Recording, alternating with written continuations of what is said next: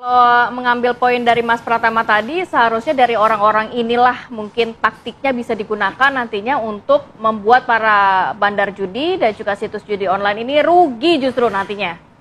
Bagaimana Pak Yusuf? Ya, itu tadi yang paling utama apabila memang ini dilakukan oleh pihak penyidik Polda DIY terhadap 5 orang yang sudah ditetapkan tersangka ini dalam rangka melakukan penindakan terhadap judi online, maka tentu penindakan yang dilakukan dalam kasus ini tidak hanya sampai pada 5 orang ini. Sebagaimana yang tadi disampaikan oleh Pak Pratama, yaitu sebagai sebuah saran dan masukan, sebagaimana juga yang telah saya sampaikan, sementara memang belum ada informasi yang kita terima terkait dengan bagaimana sebenarnya peristiwa dan kasusnya. Yang dimaksud pelapor itu siapa, tentu dipastikan pelapor itu yang mengetahui, yang mengalami dan mendengar terkait dengan permainan judi online yang sedang berlangsung. Tidak mungkin orang yang melaporkan itu yang tidak punya keterkaitan dengan permainan judi online yang itu sedang dilakukan oleh 5 orang yang telah ditetapkan tersangka ini. Itu tidak mungkin orang yang tidak mengetahui dan mengalami. Sehingga apa yang disampaikan oleh Pak Pratama tadi itu saya kira perlu direspon, apakah itu bandar, tapi kalau itu situs ya judi online-nya itu berada servernya tidak di tidak di Indonesia, tentu ada agen-agennya yang intinya kaitannya dengan situs judi online ini ya sebagaimana yang saya sampaikan tadi perlu dan harus ditindak. Nah, tidak hanya pada 5 orang ini, karena transaksi judi online-nya kan sudah ada dijelaskan sebagaimana yang disampaikan di dalam rilis Polda DIY itu. Jadi transaksinya sudah ada, siapa yang dikatakan merugi, apakah itu bandar, apakah mereka memang menang di tahap-tahap awal ini, itu yang sudah menjadi fakta-fakta, sehingga sekali lagi kami sebagai pengawas tentu memberikan saran bahwa soal 5 orang ini tidak hanya sampai pada mereka, kaitannya dengan situs judi online-nya bagaimana, hanya kami sekali lagi tentu akan mendapatkan penjelasan secara resmi yang sedang kami siapkan, meminta klarifikasi terhadap kasus ini. Itu. Oke, Pak Yusuf, komunikasi dengan Polda DIY memang apakah sudah dilakukan? Kalau kita ketahui pengungkapan kasusnya kan sudah dilakukan 31 Juli lalu, begitu pada pekan lalu. Apakah memang komunikasi sudah berjalan atau memang baru berjalan ketika memang kasus ini menjadi perhatian publik, Pak? Iya, karena ini rame, kami masih dalam proses koordinasi sampai sejauh ini. Secara detail dan resmi, informasi yang kita peroleh itu belum banyak, jadi belum kita akan mendapatkan secara detail dulu, karena yang sangat penting kan kaitannya dengan situs judi online-nya ini, apakah pelapor itu terkait yang bagian dari situs judi online itu. Tentu tadi apa yang disampaikan oleh Pak Pratama itu saya kira itu menjadi saran dan masukan yang sangat penting, dan ya kalau memang sudah ada 5 yang bisa ditetapkan tersangka, ya kami yakin tentu pihak-pihak lain yang menjadi pihak bukan pemain tapi agen ataupun bandar, tentu itu sebenarnya sudah bisa diketahui oleh pihak kepolisian karena sudah ada situsnya. Baik, kita harapkan juga ada pengembangan dari pihak kepolisian sehingga situs dan juga bandar judinya dapat segera diungkap begitu oleh pihak kepolisian. Mas Pratama, kalau ngomongin soal judi online ini semua pihak udah gerak kok Mas. Komdiji, PPATK memblokir rekening yang ternyata juga ada berhubungan dengan judi online. Pihak kepolisian juga terus bekerja. Kita semua menginginkan bahwa judi online tidak ada lagi di Indonesia.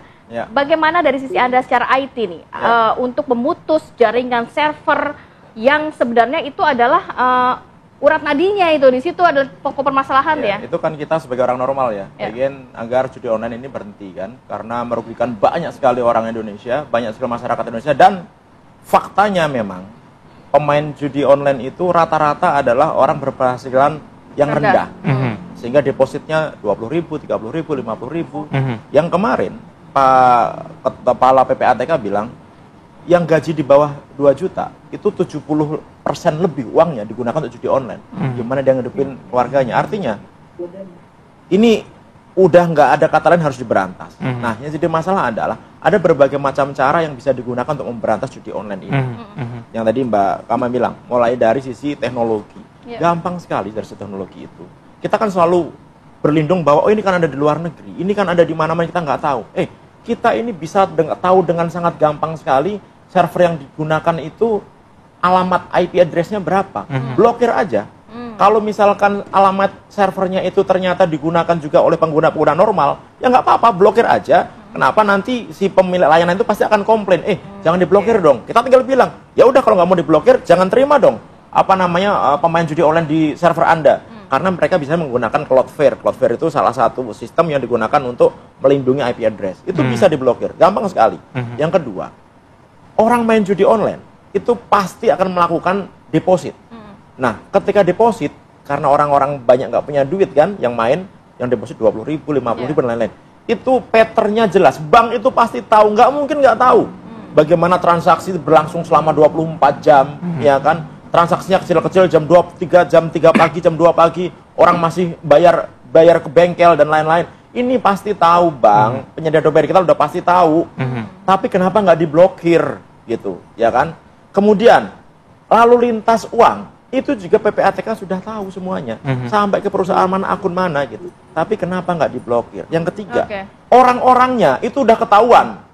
Silahkan tanya ke PPATK, silahkan dikonfirmasi ke PPATK bahwa mereka sudah punya nama-nama by name by address, siapa pemain judi online ini, siapa penerima manfaat dari uang judi online ini, kemudian perusahaan-perusahaan mana di dalam dan luar negeri yang digunakan penambangan judi online ini. Makanya logikanya gini Mas Reza, kalau mau nangkep si pelaku judi online, kenapa nangkep 5 orang ini?